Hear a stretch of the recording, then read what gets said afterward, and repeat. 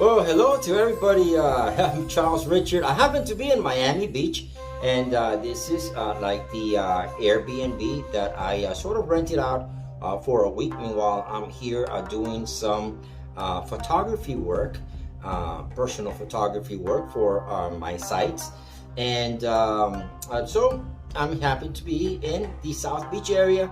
But I decided to make a video trying to introduce the things that I use on my travel gear. So with this Miami Beach South Beach series, I will be introducing different pieces that I use as a tool to be able to capture these wonderful moments. And today we're going to talk about the flash that I use. The flash that I use is the Godox.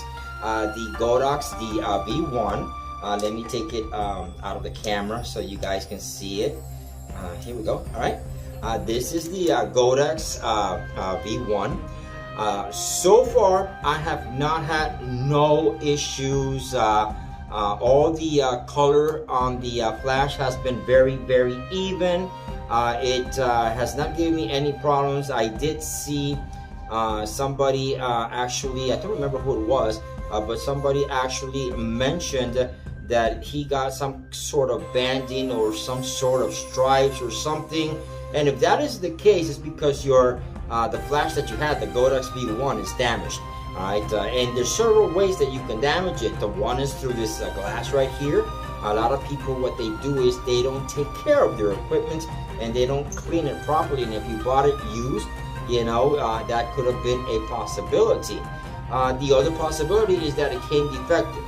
This one, I have had no issues. My flash is very, very even throughout the whole picture. I don't see no banding, nothing at all. That is if you're using it correctly. Sometimes if you have banding also, it is because you don't have your front shutter or your back shutter synced correctly with your camera and with your flash.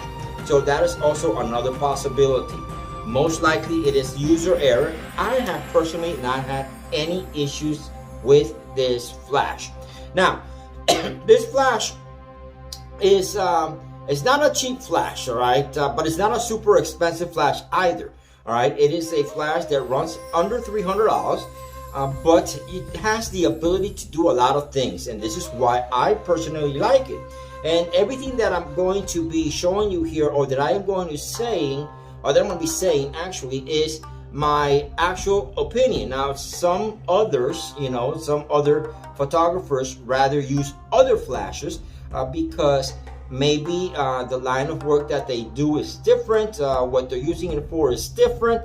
You know, the way that I use my flash is I don't put it on flash stands. I don't put remotes on it. I use it directly straight on top of my camera because I'm not doing models, okay? I'm not doing nothing extravagant. I just need flash when I need it, and I only use it when I need it. Now, what I like about this particular flash is it has the ability to use a video light. It has a built-in video light. So if I am low in light and I need to give a little bit of a touch for video light, I can use this as a video light. So now, if I'm using any of my cameras, like this one here is my X-T4, if I'm using my X-T4 or my X-H2S or whatever camera I use, and I put this flash on, I have two units in one. I have an actual flash and I have an actual video light. So it brings flexibility to me and portability, because instead of carrying one specific light for video and another one for flash, I can do both with just one unit. This unit, you know, it's actually is very powerful. I like it, you know, the way that it works. And what I like most of all is the capabilities that it has for flexibility because of the mods that you can actually buy. For example, I have the mod case right here that you can get for the Godox. And this mod case brings all kinds of things that bring the flash a lot more power. For example, let me show you, all right? one of the things that the mod case brings, and it brings a dome. All right, a dome which actually softens the light a lot more. And all of them are magnetic because the mounts on this particular flash, everything is magnetic. All right, so the only thing I gotta do if I want to use the dome, the only thing I do is I put it on the flash. All right, and now I've got a dome, a softer flash, you know, so that I can ease a little bit. And you know, and you know, for certain, you know, occasions, right? Okay, so this is what makes it really, really nice. It also has a chute. Okay, we call this a chute, which a snout. Some people call it a snout. Some photographers call it a snout.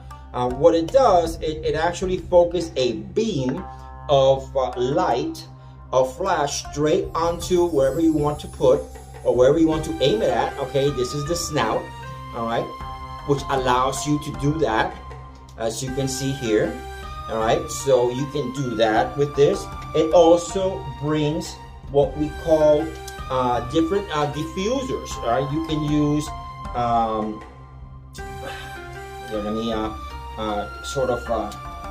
here we can soften it, okay, by using one of these. All right, so now we have a softer light.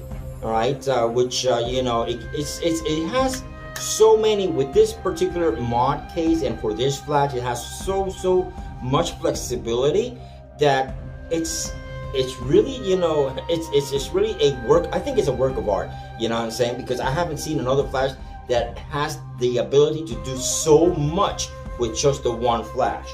The other one, my favorite one, is the barn doors. All right, I can use these barn doors to when I'm doing video. All right, and I need to actually focus on my subject. Okay, what I like to do is I like to put this, what is called a grid. All right, which focuses the light directly to where it's going to go, and then I put my barn doors, which come right on top of that. Right, and I just open them up. Let me open this up. All right, and let me turn it around. There we go. And now I got a flash with barn doors. All right, which gives me the ability to, you know, aim my light correctly and you know, control the lighting. All right, you know, which is very important, especially if you're doing any kind of videography and photography. I like this flash. Okay, and most of all, the reason that I like it the most is because of all these things that gives me this great flexibility. I have a bounce, it comes with bounce cards. Also, this particular kit also comes with a bounce card that I can mount on here. Just like the one that Peter Gregg sells, right? You know, and Peter Gregg's bounce card, by the way, is really good. All right, but this particular unit comes with a bounce card, and the way that you mount it is, you see here, okay, it's got the bounce card here, and the way that you mount it, you have this little adapter right here, okay, and so you mount it on here. Let me mount it really quick so you can take a quick look. There we go. You mount it there. Here's the bounce card, okay, and I can just mount it on the, it has a special adapter for it. Okay, let me get you the adapter. That's not it. Here it is. Okay, this is for the bounce card. You mount it here. All right, let me hook it up so you guys can see it. Okay, this is the bounce card. All right, and then you just mount it here, and there's the bounce card. All right. So, and you know, it's the same thing that Peter has. All right, you know, you can also, if you doing like Peter taught me, you know, you're doing different flash photography, you know, or you're doing portrait photography, that is. All right, you can swing it however it is that you want to use the bounce card, you know. So it has the same effect, the same exact effect as Peter's bounce card, but this one is specifically made for the Godox V1. All right, and it's very easily removable, you know, just boop, you know, and it all comes in this little case with the addition of these different gels. They have different color gels so you can modify the skin tones and that sort of stuff. I mean, it's got so much in the mod and the ability to use this particular flash that, you know, in reality, I like it. Okay, I like it, and this is why I chose to use and to bring this Godox the V1. Now, I'm sure that there's others that are much better and much more. Maybe they do more. I don't know. All right, because, you know, I'm not a super professional photographer. I don't consider myself a professional photographer. I do mostly cine work. But what I do know, all right, is how much my back hurts after I'm carrying stuff that weighs a lot. All right, and so if I want to keep my weight low, you know, as it is, the X-T4 is a solid, heavy camera, and I like it. I like that heaviness to the camera because for video, it actually helps in the stability, right, to when you're filming, right? And it's just a good build all the way around, all right? And so with this flash, you know, I have, the other thing that I want to mention, besides the concept of the flash doing so many things, is that the battery life on this, I've used it for over a week and I haven't charged it yet, and it's still, you know, if you look at it, it still is showing, and I'll show you here. It's still showing. Look, it's still showing like it's full. All right, it's showing like it's full. Now,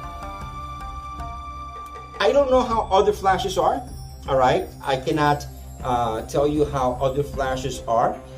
Because this is maybe like my third flash that I've had, but it's good enough for me.